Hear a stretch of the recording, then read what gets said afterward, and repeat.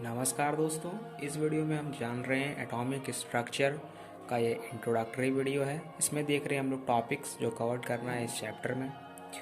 सबसे पहले जब शुरू करते हैं इस वीडियो को, सबसे पहले हमें देखना है कि एटॉमिक स्ट्रक्चर में क्या क्या है। तो सबसे फर्स्ट टॉपिक आपको मिलेगा एटॉमिक स्ट्रक्चर्स में, एटॉमिक स्ट्रक्चर का introduction of atomic structure chapter, ठीक है।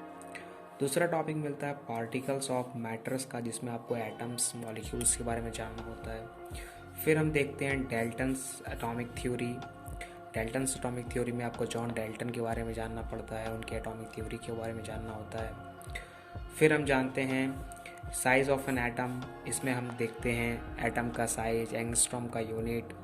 उसके बाद हमें आता है एटॉमिसिटी ऑफ एन एलिमेंट का एटॉमिसिटी के बारे में जानते हैं।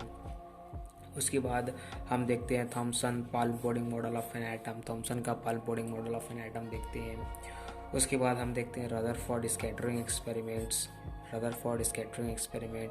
फिर हमने देखते हैं रदरफोर्ड स्कैटरिंग एक्सपेरिमेंट देखने के बाद हम देखते हैं रदरफोर्ड एटॉमिक मॉडल्स, रदरफोर्ड का एटॉमिक मॉडल देखते हैं। रदरफोर्ड एटॉमिक मॉडल्स कंप्लीट करने के बाद हम देखेंगे उनके ड्रॉबैक्स क्या था रदरफोर्ड एटॉमिक मॉडल्स का।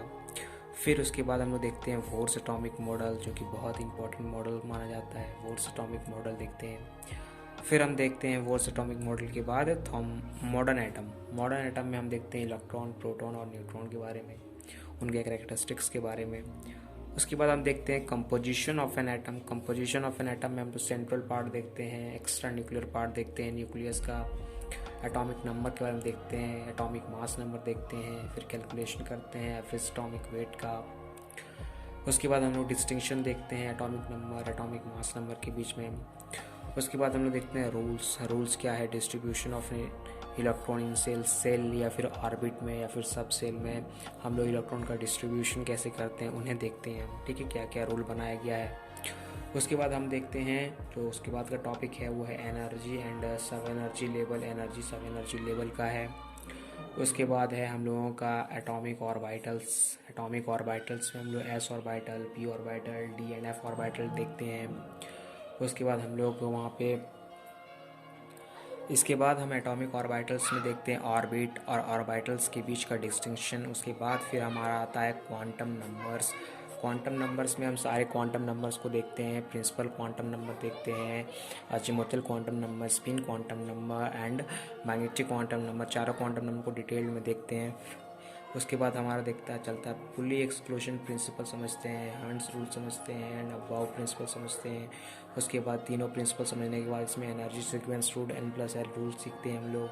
उसके बाद फिर हम लोगों का आता है इलेक्ट्रॉनिक कॉन्फ़िगरेशंस। हम लोग पहले एटम का सीखते हैं, एटम का सीखने के बाद फिर हम लोग इलेक्ट्रॉनिक कॉन्फ़िगरेशंस सीखते हैं। इनर्ट गैस एलिमेंट जो आपका 6 है, helium, neon, argon, krypton, xenon, radon का देखते हैं हम लोग इलेक्ट्रॉनिक कॉन्फ़िगरेशंस।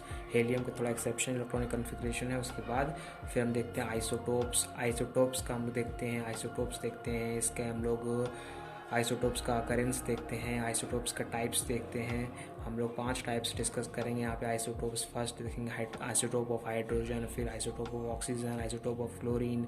उसके बाद देखते हैं हम लोग isotope of neon and isotope of uranium, ठीक है।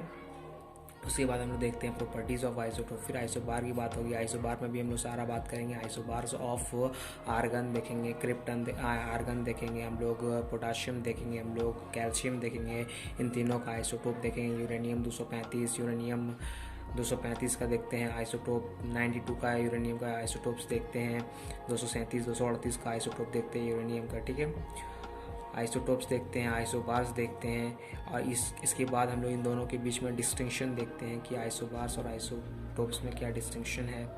उसके बाद हम शुरू करते हैं इलेक्ट्रॉनिक थ्योरीज ऑफ वैलेंसी में हम लोग लिनस पॉलिंग के बारे में समझते हैं। लिनस पॉलिंग ने अपना कैसा इलेक्ट्रॉनिक थ्योरीज ऑफ वैलेंसीज दिया था। उसके बाद हम लोग देखते हैं लुइस एंड लैंगमुर कॉन्सेप्ट देखते हैं, वेरिएबल वैलेंसीज का, स्टेबल कॉन्फ़िगरेशंस का, दोनों का कॉन्सेप्ट देखते हैं। लुइस और लैंगमुर कॉन्सेप्ट देखते हैं स्टेबल कॉन्फ़िगरेशंस पे, वेरिएबल वैलेंसीज पे। उसके बाद टाइप्स ऑफ वैलेंसीज में आता है आपका इलेक्ट्रोवैलेंसीज को डिटेल में समझते हैं हम लोग। फिर हम लोग आता है कोवैलेंसिस को भी हम लोग डिटेल में समझते हैं। फिर आता है कोऑर्डिनेट वैलेंसिस को भी हम लोग डिटेल में समझते हैं। और इतना समझने के बाद हमारा ये जो है एटॉमिक स्ट्रक्चर चैप्टर कंप्लीट हो जाता है। तो this are the topics that we are going to covered in the chapter of atomic structure. So आज के लिए इतना ही। Thank you.